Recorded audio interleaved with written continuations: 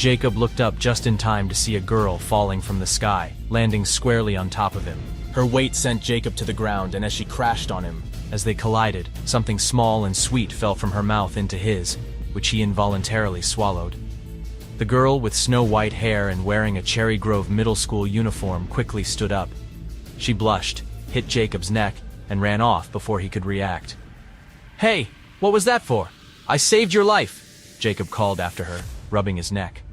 As he watched her disappear, Jacob couldn't help but marvel at the strangeness of the situation. There were no buildings around, and she had fallen from above the trees. Where had she come from? Back in his dorm, Jacob's roommate Sam greeted him. "Hey, what took you so long, man? You were supposed to buy dinner." "I'm just not feeling well," Jacob mumbled, climbing into his bunk. He didn't mention the bizarre encounter. When Jacob woke up later, he stretched out his hand and froze. In the dim light, he saw a circle of green skin on his right wrist. Alarmed, he drew the curtains for a better look. A green fish scale-like pattern now covered his arm from wrist to shoulder. What the hell? Jacob frantically tried to rub it off, but it wouldn't budge. The next day, Jacob visited the hospital. The doctor dismissed his concerns, saying, "It's probably a discoloration from some bad quality bed sheets. According to the reports, there's no cell mutation in your body." Relieved but not entirely convinced, Jacob returned to his dorm. He scrubbed his arm vigorously, noticing the color seemed to lighten slightly. "Man, I can't believe I was so paranoid. Clearly it's just dirty sheets." "I'm pretty gross," Jacob laughed to himself. Just as he was starting to relax, someone banged loudly on the dorm room door. "Jacob!" a voice called frantically. Sam, annoyed at being woken, threw a pillow at the door. "What the hell?" Their classmate's voice came through the door. "There's a cute girl looking all over campus for Jacob.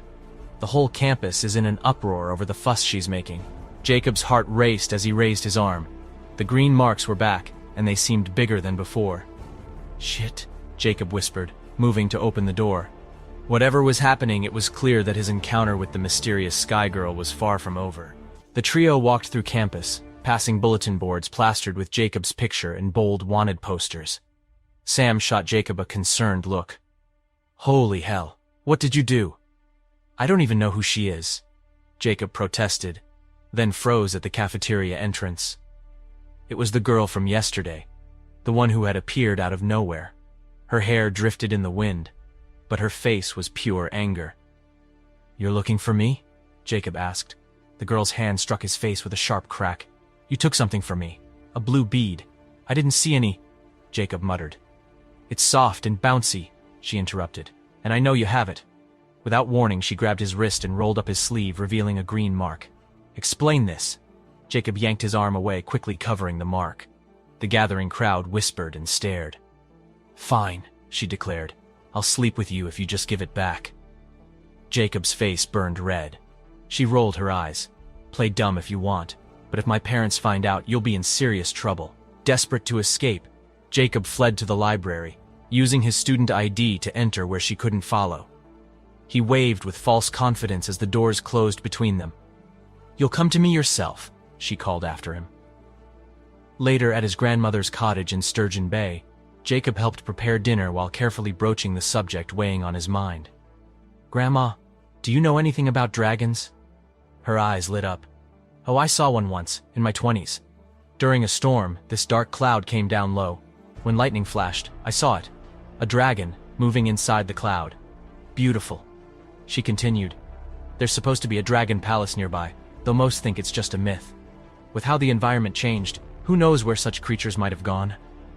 Alone in his room that night, Jacob studied the green scales marking his arm. "I'm probably overthinking this," he muttered. "There's no way I'm turning into a dragon." But even as he tried to dismiss it, he couldn't shake the feeling that everything, the girl, the bead, these marks, was connected to something far bigger than himself. The next morning, he took the bus back to the city. The salty sea wind was blowing through Jacob's hair as he smiled to himself. Such a peaceful day after all the chaos. Once at his dorm, Jacob realized he wasn't feeling as tired as he usually does after visiting home. He had walked with a heavy backpack, spent all day helping out his grandma, and took a long bus ride. Why wasn't he tired after doing so much? In fact, he was feeling energetic. It was great to feel this way, but strange too. Jacob was lost in his thoughts, and his one hand was clutching the large table in their dorm. He decided to test his strength and managed to lift up the table a few centimeters from the ground with only one hand. He was shocked. He immediately turned to Sam and asked, "Sam, didn't you say you wanted an arm wrestling rematch?" Sam was opening up a pack of chips in excitement. He turned around to face Jacob immediately. "You actually want to arm wrestle with me?" "Sure, let's give it a go." Jacob sat up properly in his chair and leaned forward on the table, taking an arm wrestling stance. Sam put the packet down and sat in the chair opposite to Jacob. "How about this? I'll use half my strength to go easy on you." Jacob didn't have a lot of upper body strength. That was why he always lost to Sam in arm wrestling. The duo bent their right elbows on the table and firmly gripped each other's hands. A couple of students passing by saw this and waved at the others. Seeing this, students from the neighboring dorm rooms gathered around them. Sam rolled up his sleeves in confidence. "Prepare to get floored, buddy." Jacob was about to roll up his own sleeves, but he remembered the green mark on his arm and thought against it. But he needed to test his strength. Sam and Jacob's roommate took up the role of the judge and announcer and shouted out loud, "3, 2, 1, go!" Sam shouted as he gathered all his strength. Immediately, Sam's arm fell with a thud on the table. Everyone was shocked to see this. Sam was exasperated at what had just happened. He tried to save face. "That doesn't count. I wasn't ready yet. You cheated." Jacob was shocked too, but tried to keep a steady expression on his face. Only he knew what was going on in his head, and he didn't want everyone to see what he felt. Sam demanded, "One more time." He gripped Jacob's hand as he wasn't willing to admit defeat. Their roommate counted down. 3, 2, 1, go. The second match seemed tougher for Sam as he had to gradually put his full strength to compete with Jacob. In the past, not only was arm wrestling with his best friend effortless, he almost instantaneously won against him. Tables had turned this time, but Sam tried his hardest. His face turned red as blue veins popped out of his arm and forehead. He slowly took the lead in the match. This time, Jacob's arm banged on the table, ending the match in Sam's favor. The students in the room jumped up and cheered as Sam rubbed his sore arm. "Your upper body strength has improved, buddy." Sam felt a glimmer of pride for his friend and a slight envy. Jacob smiled bitterly. "Still not enough to beat you." Jacob escaped to the dorm balcony and leaned as he looked at the trees in the dusk. "I didn't use my full strength in the first match, and yet I was able to defeat Sam with ease. Then I decreased my strength on purpose so he could win the second match. That was a significant increase in my strength from last week's arm wrestling match." Jacob looked up at the moon with uneasiness as he rubbed his wrist. "What is happening to me?" Under the moonlight, Jacob saw that the dragon scale tattoo on his arm had started to become lighter after several washes. But it seemed like it was glowing and had a mysterious power. Jacob thought to himself, "Those stories my grandma shared about dragons can't be real, can they?" Sam called out, shaking up Jacob from his deep thoughts. "Jacob, game on, man." After the arm wrestling match, the four roommates were playing cards for almost the entire night. Jacob had trouble sleeping, but he had to wake up for classes first thing in the morning, so he forced himself to get some shut-eye. The next day, Jacob's classmates were having loud discussions with each other. Everyone was talking about the girl who came to school to find Jacob with great fanfare last Saturday, making it the hottest topic this week. "Hey, Jacob, I heard you were flirting with a girl and now she's hunting you down." A student said, "I heard this girl is pretty crazy, putting up wanted posters all over the school. Too bad I went home on Saturday and missed the drama." Someone else laughed. "I was in the cafeteria. The girl's cute, but so weird." She was stroking Jacob's stomach. Of course, everybody likes him. That's why he's been friend-zoned like 6 times this semester already. Jacob did not bother to join the conversation at all. Instead, he focused on his right arm, which felt numb. He tried moving his arm around, and realized that it had become much thicker. Because of his long-sleeved shirt, Sam and others did not notice the changes in his arm. However, Jacob could clearly feel that his right arm had swelled up. After thinking about the weird tattoo, the arrogant girl, and the sudden increase in his strength, Jacob found himself connecting all these events. He stood up quickly, hesitated for a moment, and then rushed out of the classroom. The bell had just gone off a minute before Jacob arrived, and when he reached, a wave of boys and girls wearing the uniform and house badges started walking out of the gate. He saw a black Mercedes parked at the main entrance of the college and 2 middle-aged men wearing black suits and white gloves standing next to the car. Unexpectedly, the 2 men rushed towards Jacob. "Finally, you're done with classes. Our boss has been waiting for you, Jacob. Get in the car." Jacob looked at the 2 men in confusion. "Who are you?" The 2 men opened the door to the Mercedes. "I'm Jacob. Come in." Jacob looked at the 2 men in confusion. "Who are you?" The 2 men opened the door to the Mercedes. "I'm Jacob. Come in." Jacob looked at the 2 men in confusion. "Who are you?" The 2 men opened the door to the Mercedes. "We work for Sophie's father. We're here to collect you. He wants to meet." Jacob never expected things would be handled like this. He had thought that the mysterious girl Sophie and her parents would go directly to the college administrative office and make a complaint, not send two goons to grab him.